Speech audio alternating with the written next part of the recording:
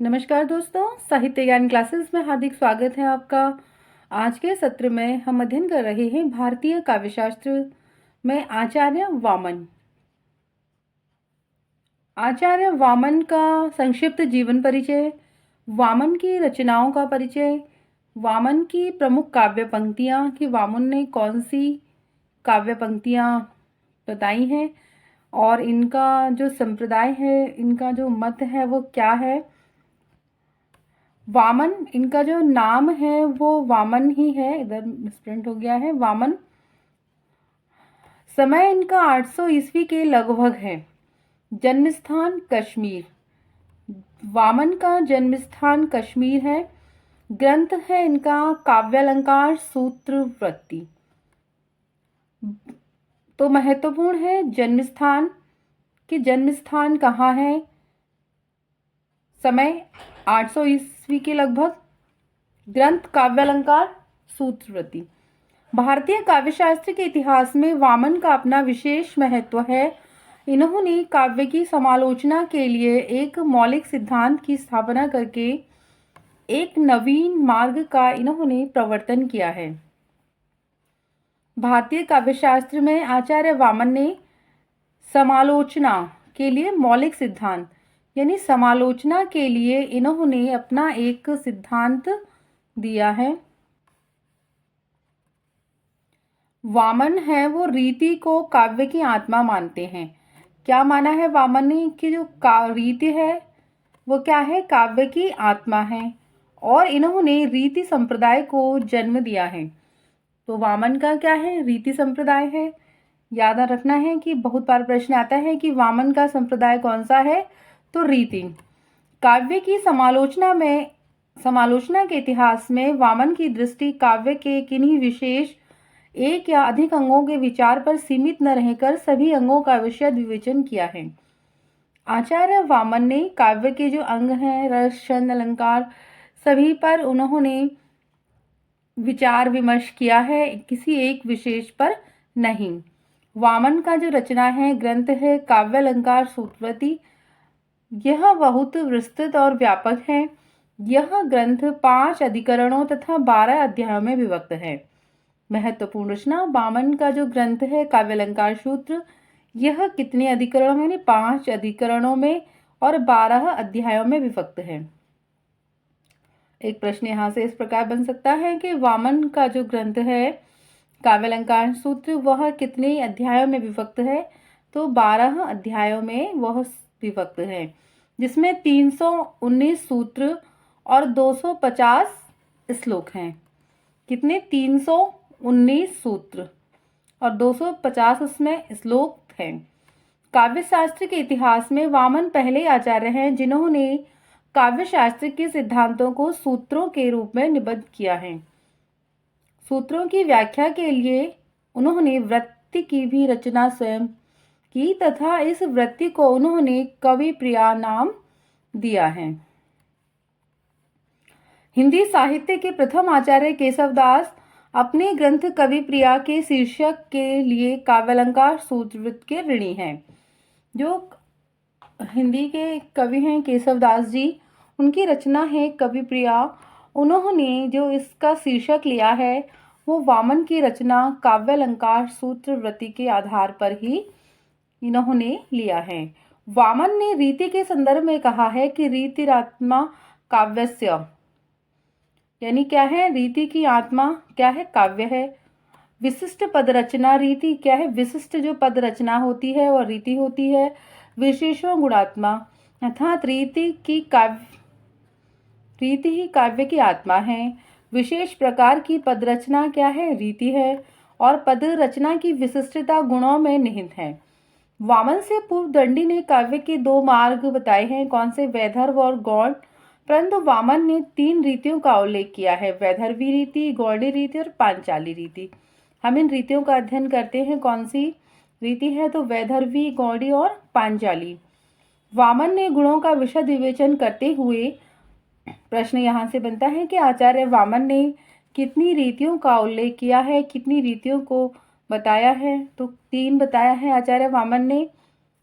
और दंडी ने कितने बताए थे? 2 मार्ग बताए थे, वैदर्भी और गौंडी रीति।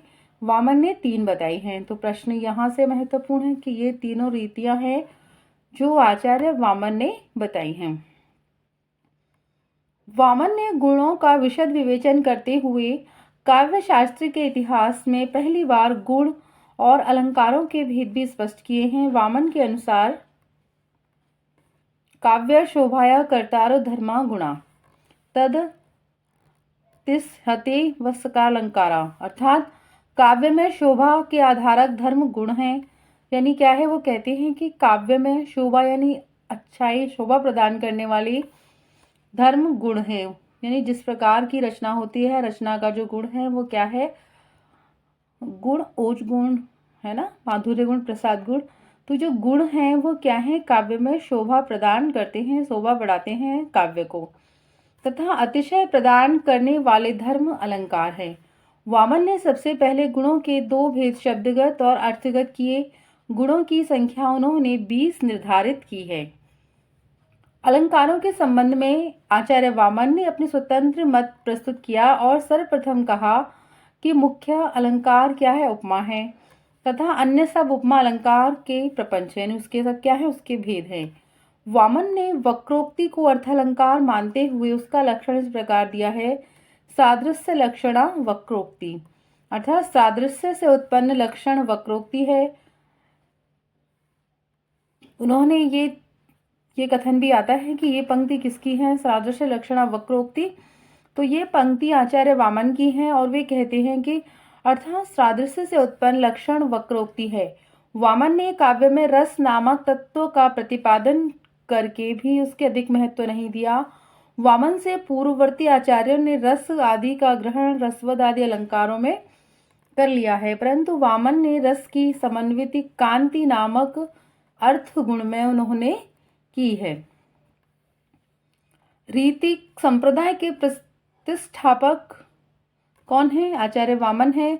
इन्होंने रीति को काव्य की आत्मा मानते हुए कहा है, रीति आत्मा काव्यस्य।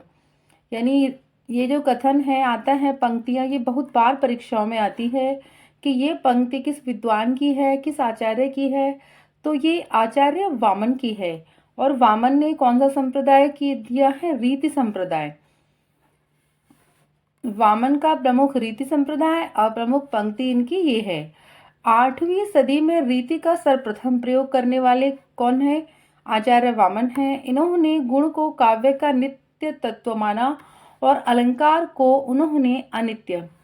गुण यानी जो गुण है, काव्य में जो गुण होते हैं, ओज गुण, प्रसाद गुण, माधुर्य गुण, जो कविता का गुण है, उस गुण को उन्होंने नित्य यानी बहुत ही महत्वपूर्ण माना। कहा है ये कविता में होना परम आवश्यक है और अलंकार की जितनी आवश्यकता नहीं है।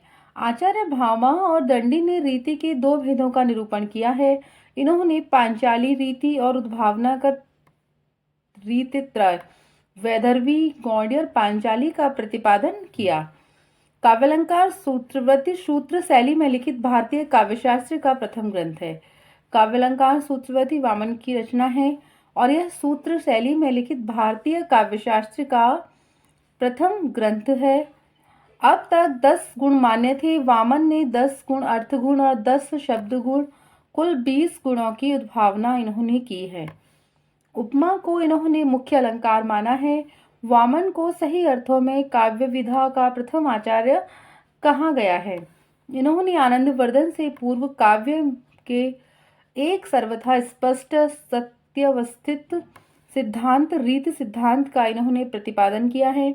वामन रूपक के पक्षपाती थे, इसीलिए इन्होंने रूपक अलंकार को काव्य का उत्तम रूप माना है। रूपक अलंकार को इन्होंने काव्य का क्या माना है? उत्तम रूप माना है।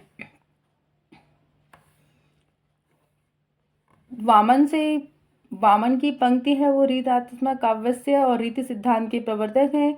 और प्रश्न आता है कि वामन ने कितने गुणों को प्रधानता दी है? माने हैं तो 3 गुण हैं, 3 रीति हैं, वैदर्भी और गुण कितने माने हैं? 20 माने हैं आचार्य वामन ने। उपमा को इन्होंने मुख्य अलंकार माना है। तो प्रश्न बनता है कि आचार्य वामन ने किस अलंकार को मुख्य अलंकार माना है? तो वह उपमा अलंकार है। काव्य विधा का प्रथम आचार्य भी आचार्य वामन को ही कहा गया है। आज के सत्र में इतना ही। आगे के सत्रों में जुड़े रहिए। हम इसी प्रकार भारतीय काव्यशास्त्र एवं पाश्चात्य काव्यशास्त्र के सभी विद्वानों का क्रमबद्ध अध्ययन करेंगे और उनके संप्रदायों पर भी विशेष चर्चा करेंगे। बहुत बहुत धन्यवाद।